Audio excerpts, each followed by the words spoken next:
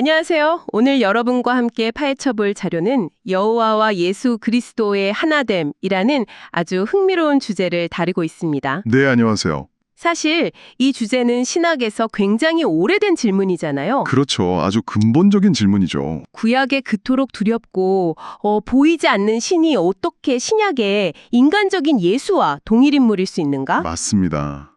오늘 자료는 마치 탐정처럼 언어랑 역사적 사건 속에 숨겨진 단서들을 하나하나 따라가면서 그 연결고리를 증명해 보려고 하더라고요. 네, 그 추적 과정이 꽤 흥미롭습니다. 그래서 저희와 함께 이 추리를 한번 따라가 보시면 정말 재미있을 것 같아요. 자, 그럼 단서를 찾으러 가볼까요? 네, 좋습니다. 모든 것의 시작은 역시 구약에서 여호와라는 이름이 처음 등장하는 그 순간입니다. 네, 출애굽기죠. 자료가 출애굽기 3장 14절에서 시작을 하는데요. 하나님이 모세에게 자신의 이름을 나는 스스로 있는 자니라, 영어로는 I am that I am 이라고 밝히는 장면이죠. 네, 그러니까 여호와는 자존자라는 뜻인데 이게 당시 사람들에게는 얼마나 충격적인 개념이었을까요? 와, 그렇죠. 엄청나게 추상적인 개념입니다. 추상적이요? 네, 한번 당시 고대 근동의 세계관을 상상해 보세요. 모든 신들은 다 이름이 있고 형상이 있고 또 담당하는 영역이 있었거든요. 아, 비의 신, 태양의 신, 뭐 이런 식으로요. 맞아요. 다산의 신. 전부 인간이 이해할 수 있는 범주 안에 있었던 거죠. 그런데 갑자기 어떤 존재가 나타나서 나는 만들어진 존재가 아니라 그냥 원래부터 있었어 라고 선언하는 거예요. 와... 이건 뭐 당시의 종교적 상식을 완전히 뒤엎는 거의 철학에 가까운 선언이었을 겁니다. 눈에 보이지도 않고 손에 잡히지도 않고 심지어 원래부터 있었다고 하니 이건 뭐 믿음의 차원이 완전히 다른 거죠. 그렇죠. 인간의 감각으로는 도저히 파악할 수 없는 존재를 믿어야 하니까요. 그리고 바로 이 지점에서 인간의 그 나약함이 드러나는 상징적인 사건, 황금 송아지 이야기가 등장합니다. 네, 출애굽기 32장의 그 유명한 이야기죠. 모세가 십계명을 받으러 시내산에 올라가서 내려오지 않잖아요. 네, 시간이 길어지죠. 리더는 사라졌고 약속의 땅은 아직 멀었고 눈앞에는 그냥 광야뿐이에요. 불안감이 정말 극에 달한 거죠. 그렇죠. 그때 사람들이 아론에게 몰려가서 소리칩니다. 우리를 인도할 신을 우리 눈앞에 만들어내라. 아, 보이지 않는 신에 대한 믿음이 한계에 부딪히는 바로 그 순간입니다. 결국 아론이 금을 모아서 송아지 우상을 만들고 이는 너희를 애굽 땅에서 인도하여 낸 너희의 신이다 라고 선포하죠. 네, 여기서 좀 소름 돋는 건 그들이 뭐 완전히 새로운 신을 만든 게 아니라는 점이에요. 맞아요. 그게 핵심이죠. 여호와를 보이는 형태로 만들려고 했다는 거.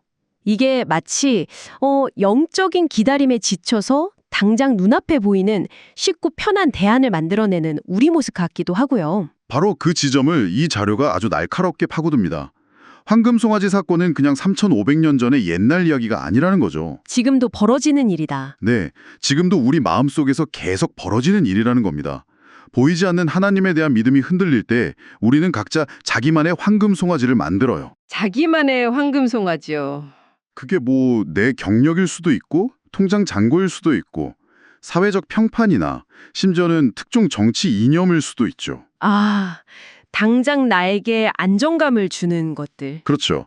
내 눈에 확실한 성공처럼 보이는 것들이요. 이 자료가 성령으로 거듭나지 못하면 마음속에 자신만의 황금송아지를 섬기게 된다고 지적하는데 이건 결국 내 신앙의 대상이 정말 보이지 않는 하나님인지 아니면 그 하나님을 대체하기 위해 내가 만들어낸 무언가인지를 돌아보게 만드는 질문인 겁니다. 인간의 그런 나약함. 그러니까 눈에 보이는 리더와 구원자를 갈망하는 마음은 신약시대로도 이어지는 것 같아요. 물론이죠. 예수님을 따르던 초기 무리들, 그러니까 제자들도 처음엔 그런 기대를 품고 있었잖아요. 맞습니다. 그리고 여기가 바로 이 자료의 두 번째 핵심적인 주장으로 넘어가는 지점입니다. 어떤 거죠? 바로 제자에서 성도로의 정체성 변화입니다.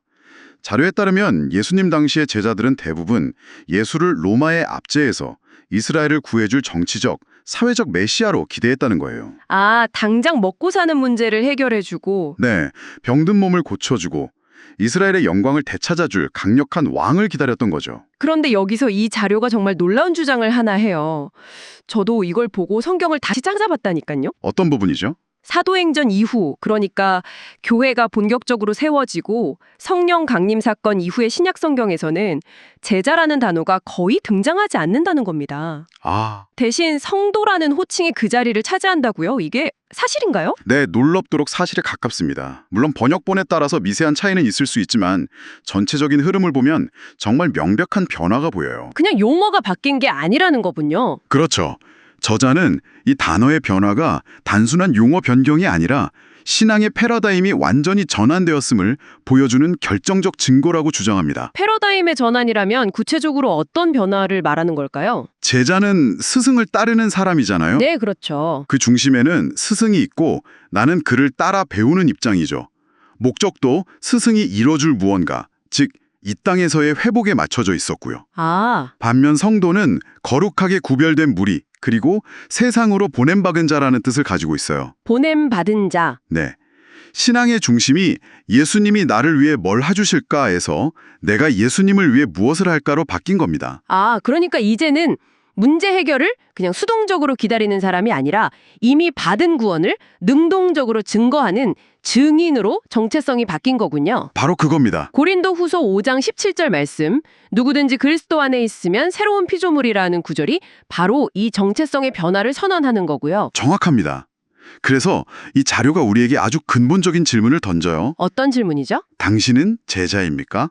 성도입니까? 당신에게 예수는 이 땅의 필요를 채워주는 그리스도입니까? 아니면 당신을 죄로부터 구원한 그리스도입니까? 와, 굉장히 날카로운 질문인데요. 그렇죠. 내 신앙의 무게중심이 어디에 있는지를 정직하게 돌아보게 만드는 질문이죠. 뭐랄까, 팬으로서 감독의 전략을 구경하는 관중인지 아니면 감독의 지시를 받고 경기장에서 직접 뛰는 선수인지를 묻는 것과 비슷하다고 할 수 있겠네요. 자, 그럼 한번 정리해보죠. 보이지 않는 신, 여호와 앞에서 인간은 보이는 황금 송아지를 만들었고 신약시대에도 제자들은 눈에 보이는 왕을 기대했습니다. 네, 하지만 성령의 역사를 통해 그들은 성도라는 새로운 정체성을 얻게 되었죠. 맞습니다. 이제 이 모든 조각들을 하나로 모아볼 시간인 것 같은데요. 자료는 마지막으로 이 모든 변화의 핵심에 있는 이름의 흐름을 추적하면서 여호와와 예수가 하나라는 주장을 완성합니다. 네, 이 부분이 정말 흥미로운데요. 하나의 이름이 수천 년의 시간과 여러 언어를 거치면서 어떻게 그 여정을 계속해왔는지를 보여줍니다. 시작이 어디죠? 시작은 구약시다 히브리어입니다. 여호와라는 이름은 너무나 거룩해서 유대인들이 감히 입에 담지를 못했어요. 아, 그래서 성경을 읽을 때도 그 단어는 그냥 넘어갔다고 하던데요. 네, 맞아요. 그래서 그들은 성경을 읽을 때 여호와라는 단어가 나오면 대신 나의 주, 나의 하나님이라는 뜻의 아도나이 엘로힘이라고 읽었죠. 일종의 경외심을 담은 대체어였군요. 그렇습니다. 그런데 이제 역사의 무대가 바뀌고 세상의 공용어가 히브리어에서 헬라어, 즉 그리스어로 넘어갑니다. 구약 성경도 헬라어로 번역되죠. 네, 70인역이라고 하죠. 맞습니다. 이때 아도나이 엘로힘이 헬라어로는 퀴리오스 데오스라고 번역됩니다. 퀴리오스가 주, 로드이고 데오스가 하나님, 거디니까요. 아, 의미는 그대로 유지된 채 언어의 옷만 갈아입은 거네요? 바로 그거죠. 그리고 이 퀴리오스 데우스라는 표현이 라틴어를 거쳐서 영어로 번역되면서 My Lord, My God이 되고 최종적으로 우리말 성경에서는 나의 주님이시오, 나의 하나님이시니이다 라는 문장으로 정착하게 된 거고요. 맞습니다. 그런데 이 길고 긴 언어의 여정이 마침내 도착하는 그 종착점이 어딜까요? 그때 어딘가요? 바로 요한복음 20장에 나오는 도마의 고백입니다. 아, 도마요. 부활한 예수를 끝까지 의심했던 그 도마 말인가요? 네, 내가 그의 손에 못자국을 보며 내 손가락을 그 못자국에 넣으며 내 손을 그 옆구리에 넣어보지 않고는 믿지 아니하겠노라고 말했던 그 회의주의자 도마요. 네네. 바로 그 도마가 자기 눈앞에 나타난 부활한 예수의 상처를 보고 무릎 꿇으며 외친 한마디. 그게 바로? 나의 주님이시오, 나의 하나님이시니이다. 입니다. 와... 이 자료는 이 고백이 그냥 놀라서 내뱉은 감탄사가 아니라고 말합니다. 이것은 구약 시대부터 수천 년간 이스라엘 백성들이 감히 입에 담지도 못했던 여호와를 향해 불렀던 바로 그 칭호 아도나이 엘로힘의 완성된 고백이라는 겁니다. 와, 그렇게 연결이 되는군요. 그러니까 도마의 고백은 제가 지금까지 의심했던 당신이 바로 구약의 그 보이지 않던 하나님 여호와셨군요. 라는 엄청난 신학적 선언이었던 셈이네요. 그렇죠. 이 자료는 도마의 이 고백이야말로 신약의 예수가 구약의 여호와와 동일한 분이라는 가장 강력하고 극적인 증거라고 결론을 내립니다. 정말 극적이네요. 그리고 글 전체를 단 하나의 단어로 마무리 짓습니다. 바로 임마누엘입니다. 하나님이 우리와 함께 계시다. 네, 구약 시대에는 이름조차 부르기 두려웠던 너무나 거룩하고 멀게만 느껴졌던 스스로 있는 자 여호와가 이제 예수 그리스도라는 인간의 몸을 입고 우리 역사 속으로 우리 삶 속으로 들어와 함께하는 존재. 즉, 임마누엘의 하나님이 되었다는 선포인 셈이군요. 맞습니다. 보이지 않던 추상적인 신앙이 이제는 만질 수 있고 볼 수 있고 함께할 수 있는 구체적인 신앙으로 완성되었다는 것을 보여주는 정말 완벽한 마침표라고 할 수 있습니다. 오늘은 구약의 여호와와 신약의 예수가 어떻게 하나가 되는지를 언어와 역사의 흐름을 통해 추적한 한 편의 글을 깊이 있게 살펴보았습니다.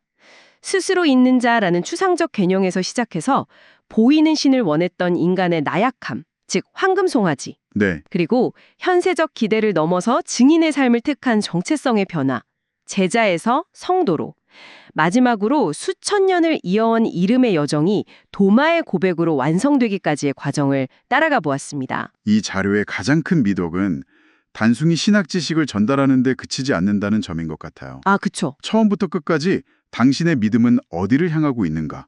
이 질문을 멈추지 않거든요. 당신은 눈에 보이는 황금 송아지를 찾고 있는지, 아니면 보이지 않는 본질을 믿고 있는지, 네. 당신은 무언가를 얻기 위해 따르는 제자인지, 아니면 이미 얻은 것을 증거하기 위해 보냄받은 성도인지를 계속해서 묻고 있습니다. 오늘 이 분석을 마무리하면서 이런 생각이 드네요.